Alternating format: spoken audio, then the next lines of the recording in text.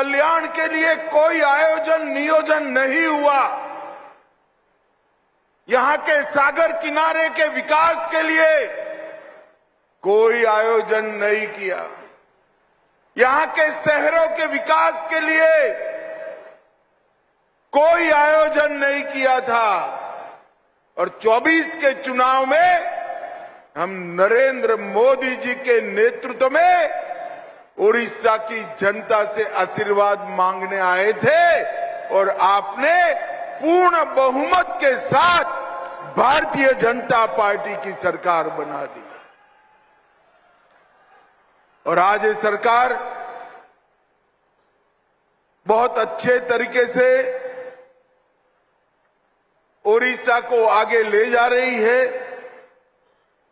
आज ओडिशा नए भारत के ऑप्टिमिज्म,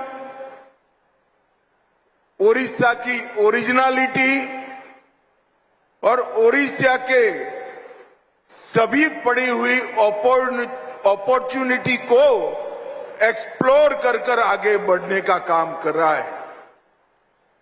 तटीय मैदानों से लेकर पश्चिमी ओडिशा के पठारों तक और जनजातीय क्षेत्र से लेकर हस्तशिल्प के उद्योगों तक ओडिशा के समूचे विकास का आज प्लानिंग हो गया है।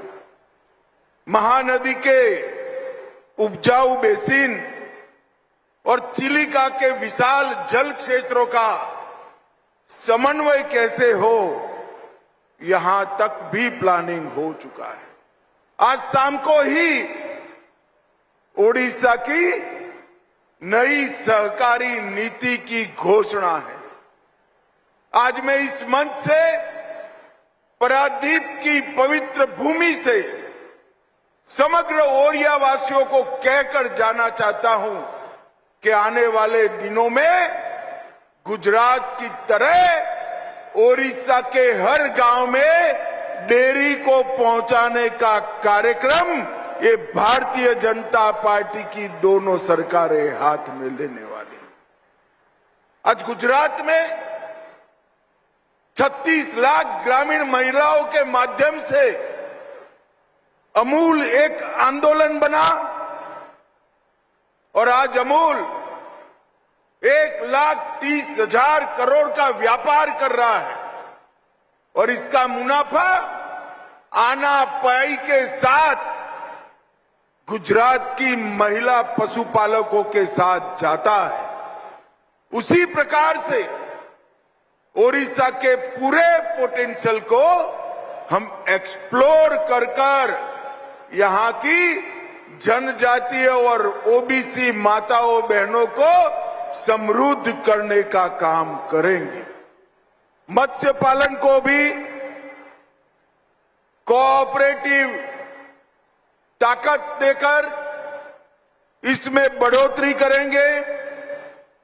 इससे सी फूड निर्यात में बहुत बड़ा फायदा होने की संभावना है। आने वाले दिनों में भारत सरकार का सहकारिता मंत्रालय और ओडिशा सरकार दोनों मिलकर ओडिशा के ग्रामीण जनजीवन को समृद्ध करने का एक प्रयास करेंगे। मित्रों, आज इफ्को की पारादीप इकाई में सल्फ्यूरिक एसिड संयंत्र की तीसरी स्ट्रीम का लोकार्पण हो रहा है। यह देश आज इस संयंत्र के लोकार्पण के साथ ही उर्वरक के क्षेत्र में आत्मनिर्भरता के लिए आगे बढ़ रहा है।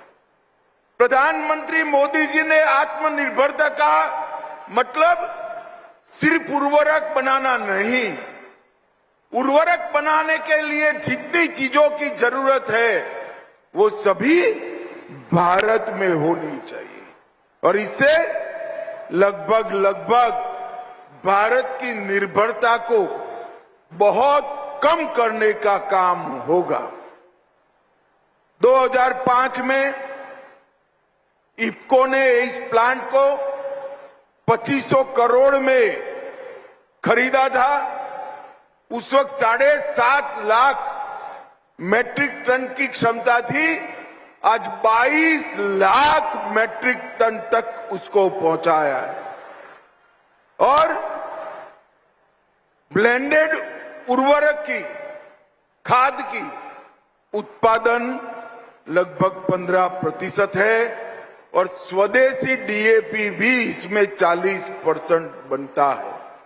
भाइयों बहनों, अभी इफको के एमडी ने कहा अब इफको को सल्फ्यूरिक एसिड इंपोर्ट नहीं करने पड़ेगा। पटेल साहब, यहां से संतोष मत लीजिए। इफको में क्षमता है कि इफको अपने आत्मनिर्भर होने की न चिंता करे, सल्फ्यूरिक एसिड के क्षेत्र में पूरे देश को आत्मनिर्भर करने का काम हमारी इफको की इसी इकाई ने करना चाहिए। देश में फर्टिलाइजर बनाने वाला हर कारखाना और केमिकल के उद्योग में जहां पर भी सल्फ्यूरिक एसिड की जरूरत हो, उसका उत्पादन हमारे पारादीप की इस यूनिट के अंदर करना चाहिए। इफको अब nano urea, nano DAP, PM प्रणाम के माध्यम से रासायनिक उर्वरक के अत्यधिक उपयोग को कम करने का आंदोलन, ये सब चीजों में आगे बढ़ रहा है, जिससे हमारा भूमि संरक्षण का काम भी होगा। और आज इस क्षेत्र में आप सभी को गर्व होगा, इस क्षेत्र में इफको दुनिया की सबसे बड़ी कोऑपरेटिव यूनिट बना है।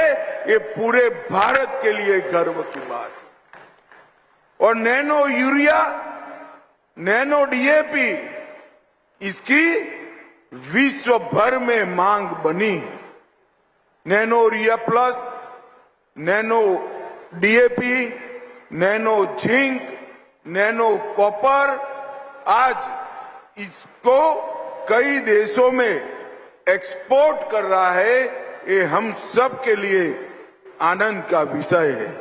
भाइयों बहनों, इफको एक प्रकार से पूर्णतया कोऑपरेटिव स्वामित्व वाला साहस है। लगभग 36,000 कोऑपरेटिव यूनिट्स इफको के मालिक, और इस 36,000 यूनिट में 5 करोड़ किसान मेंबर बने हैं।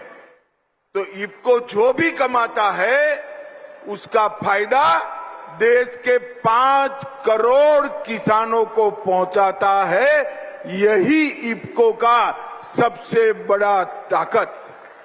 एक प्रकार से इफको का कारखाना कलोल में हो, कंडला में हो, फूलपुर में हो, आमला में हो या पारादीप में, इसका मालिक हमारे देश के 5 करोड़ किसान हैं।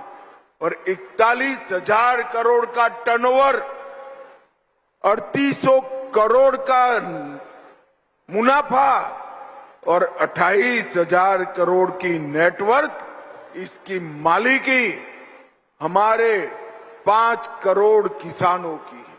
यही कोऑपरेटिव की चमत्कार है। मित्रों, मैं ज्यादा कुछ कहना नहीं चाहता। मैं आज ओडिशा की जनता को वादा कर जाता हूं, आने वाले दिनों में कोऑपरेटिव के क्षेत्र के माध्यम से ओडिशा के गरीब किसान, ग्रामीण जनजीवन और विशेषकर माताओं बहनों को आत्मनिर्भर करने का काम ओडिशा सरकार और भारत सरकार मिलकर करेगी। इसका मैं आपको भरोसा दिलाता हूं। इफको के अध्यक्ष, उसके उपाध्यक्ष, उनके एमडी और पूरे बोर्ड को मैं हृदय पूर्वक बहुत बहुत साधुवाद देना चाहता हूं।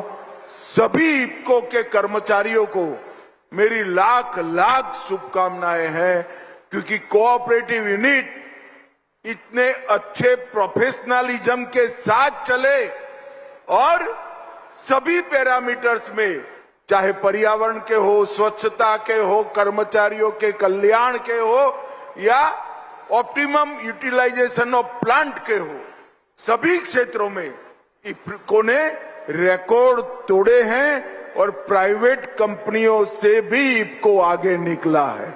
इसलिए मैं इफ्को के सभी कर्मचारियों का मनपूर्वक प्रणाम करना चाहता हूं, बधाई देना चाहता हूं। अंत में मेरे साथ सभी लोग जय जगन्नाथ बोलेंगे। मेरे साथ बोलिए, जय जगन्नाथ, जय जगन्नाथ, भारत माता की